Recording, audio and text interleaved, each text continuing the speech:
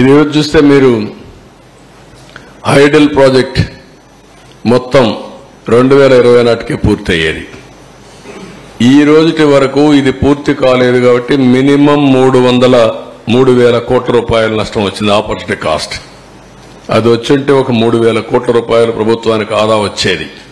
960 మెగావాట్లు power generate అయ్యేది. Next ఊరికే మా వాళ్ళు లెక్కేశారు కానీ ఇది కరెక్ట్ కాదు. దానికి కూడా ఈ రోజు మొత్తం 4,900 కోట్ల రూపాయలు అదనంగా అవుతుందని. 4,900 కోట్లు. దాంతో మళ్ళా ఒకసారి చూస్తే ప్రాజెక్ట్ ఎక్స్క్లవేషన్ 38%. ఎవ్రీ ఇయర్ డిలే అయితే ఆ ప్రాజెక్ట్ మళ్ళా పెరుగుతా వస్తుంది, కాస్ట్ పెరుగుతా వస్తుంది. ఇప్పటికి 38% పెరిగిందని కాస్ట్. ఇంకొక పక్కన ఐడల్ ప్రాజెక్ట్ వల్ల 3,000 కోట్లు, వ్యవసాయానికి నీరు అందకుండా పోయిందాని వల్ల ఒక 45,000 కోట్లు. ఇవన్నీ కూడా ఆపర్చునిటీ కాస్ట్ లో జీఎస్టీపీ, రైతుల ఆదాయం మొత్తం తగ్గిపోయే పరిస్థితి వస్తుంది. ఒక ప్రాజెక్ట్ వస్తే ఏ విధంగా లాభాలు వస్తాయి, ఏ విధంగా జీఎస్టీపీ పెరుగుతుంది, ఏ విధంగా పర్సనల్ ఇన్కమ్ పెరుగుతుంది అని ఒక ఉదాహరణ. ఆ రోజు కావాలని చెప్పి మాట్లాడింది అవినీతి జరిగిందని.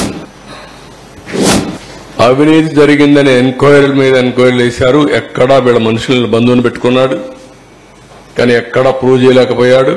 కడాన కేంద్ర ప్రభుత్వం కూడా పార్లమెంట్ లో చెప్తూ ఎలాంటి అవినీతి జరగలేదని చాలా స్పష్టంగా సమాధానం చెప్పి ఢిల్లీ హైకోర్టు కూడా అఫిడవిట్ వేసినప్పుడు చాలా స్పష్టత ఇచ్చారు.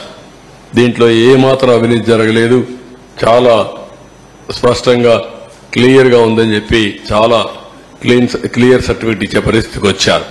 అంటే ఒక వ్యక్తి పిచ్చి కుక్క అని అరిసి మంచి కుక్కను చంపేసినట్టు ఒక మంచి ప్రాజెక్ట్ ని అవినీతి జరిగిందని నెపం పెట్టి ప్రాజెక్ట్ ని మొత్తం కూల్చేసే పరిస్థితికి వచ్చాడు.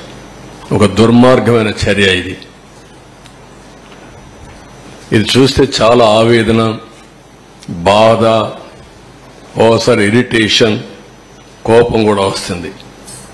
5 ఏళ్లు కష్టపడ్డాం, కష్టం మొత్తం బూడిదలో పోసిన పన్నీరైంది. కనీసం అప్పుడు ఒక స్పష్టత ఉంది. ప్రాజెక్టుకి ఇవి చేయాలి, ఈ కోర్టులో ఇది వికెట్ చేయించాలి, ఈ ఇంజనీర్లు రికమెండేషన్ ఇచ్చారు, ఈ రికమెండేషన్ ప్రకారం ఫౌండేషన్ వేయాలి, ఓకే ఈ కాంట్రాక్ట్ సరిగా లేడు, ఆ కాంట్రాక్ట్ డబ్బులు ఇవ్వాలి, డయాఫామ్ వాల్ కట్టినప్పుడు కాంట్రాక్టర్కి డబ్బులు ఇవ్వలేదని ఆ డయాఫామ్ వాల్ అతనికి నాకు ఫిర్యాదులు వస్తే కేబినెట్ లో కూడా చర్చించి ఆయనకు ఆ వర్క్ ఎంత ఇవ్వాలనో ఈ కాంట్రాక్టర్కి ఇవ్వకుండా నేరుగా అతనికి ఇచ్చి 2 సీజన్లో పూర్తి చేయించాం. అలాంటి నిర్ణయాలు చాలా చేశాం. ఈరోజు అవన్నీ తలుచుకుంటే బాధేస్తుంది, గుండె తరక్కపోతుంది. రాష్ట్రానికి జరిగిన అన్యాయం, దుర్మార్గమైన చర్య, నీతిమాలిన చర్య. దాంతో ఇప్పుడు ఏం చేయాలి? ఒకసారి అయితే గడ్కరీ, ఇప్పుడు కూడా నాకు జ్ఞాపకం, దీపావళి అనుకుంటాను, పండగ రోజు ఆయన ఇంటికి పోయాను. నేను అమెరికాకు పోతూ ఆయన ఇంటికి వెళ్లి రిక్వెస్ట్ చేసి తర్వాత అమెరికాకి వెళ్ళాను. ఒకసారి గడ్కరీ, అదే మాదిరిగా అరుణ్ జైట్లీ ఫైనాన్స్ మినిస్టర్, ఇద్దరు ఉండి ఒక తెల్లవారితో నాకు సాయంత్రం మీ ప్రాజెక్టులో అన్నీ ఓకే కానీ ల్యాండ్ ఎక్విజిషన్కి సంబంధం లేదు, మాకేం సంబంధం లేదన్నారు. నాకు అప్పుడు ఆశ్చర్యం వేసింది. ఎట్లా అంటారా మీరు? Land acquisition part of project, ఇది ప్రాజెక్టులో ల్యాండ్ ఎక్విజిషన్ లేదంటారు, మీరు పునరావాసం లేదంటారు, పునరావాసం ల్యాండ్ ఎక్విజిషన్ లేకుండా ప్రాజెక్ట్ అయిపోతుందా అని రాత్రంతా స్టడీ చేసి ఆఫీసర్లందరినీ రాత్రంతా మేలుపెట్టి తెల్లవారికి ఒక నోట్ తయారు చేసి మళ్ళా నేను గడ్కరీ దగ్గరికి వెళ్ళి అదే మరి అరుణ్ జైట్లీకి వెళ్ళి, నువ్వు సుప్రీంకోర్టు లాయర్వి, నువ్వు అర్థం చేసుకో, నువ్వే చెప్పు, ఒక ప్రాజెక్ట్ నేను యాక్ట్ చెప్తున్నా, నేను ఆర్గ్యూ చేసిన తర్వాత ఆయన కూడా ఇంకేం మాట్లాడకుండా నువ్వు చెప్పింది రైట్ అనే పరిస్థితికి వచ్చాడు.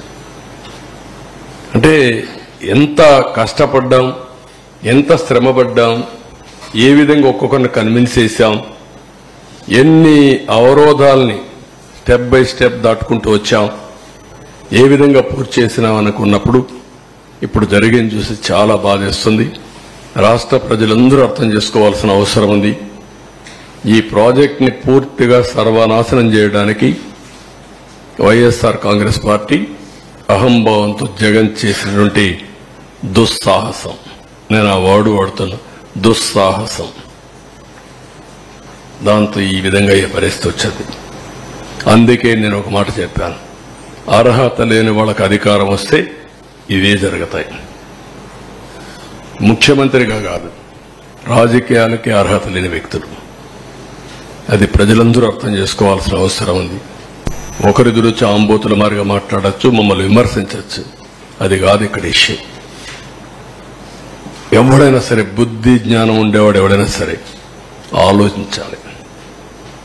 మాట్లాడితే కాఫర్ డ్యామ్కి డయాఫామ్ వాళ్ళకి వ్యత్యాసం తెలియని వ్యక్తులు, ఎక్కడ కాఫర్ డ్యామ్ ఉందని ఎత్తుక్కునే వ్యక్తులు, ప్రాజెక్టు వేరిపోయి కాఫర్ డ్యామ్ ఎక్కడుంది అని ఎత్తుక్కునే వ్యక్తులు అన్నమాట.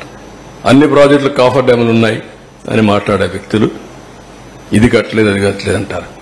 సిడబ్ల్యూసి, గవర్నమెంట్ ఆఫ్ ఆంధ్రప్రదేశ్ అందరూ కూర్చొని ఈ ప్రాజెక్ట్ని పూర్తి చేయాలంటే, తొందరగా పూర్తి కావాలంటే ఈ పనులన్నీ కావాలి అని ఒక పద్ధతి ప్రకారం అట్ వన్ స్టేజ్ చాలా చర్చలు జరిగాయి. అసలు కాఫర్ డ్యామ్ అవసరమా లేదా, కాఫర్ డ్యామ్ లేకుండా ప్రాజెక్టు కట్టగలుగుతామా అని కూడా చర్చలు జరిగాయి. కాదు, సేఫ్టీ ఉంది, ప్రాబ్లమ్స్ ఉన్నాయి, కాఫర్ డ్యామ్ కూడా పర్మనెంట్ కాదు. కాఫర్ డ్యామ్ 2 ఏళ్ళలో 3 ఏళ్ళలో ఉంటుంది. వాటర్ డైవర్షన్కే కాఫర్ డ్యామ్.